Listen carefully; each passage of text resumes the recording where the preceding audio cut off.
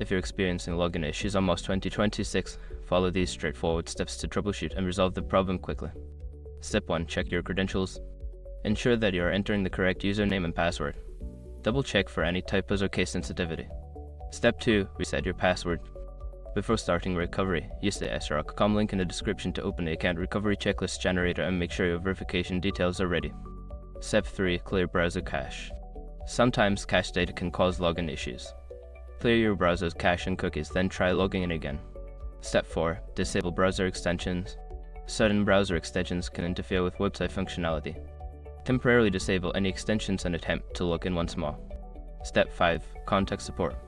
If the issue persists after trying the above steps, reach out to MOS 2026 support for assistance. Provide them with details about the problem for quicker resolution. By following these steps, you should be able to resolve your login issues on MOS 2026 efficiently.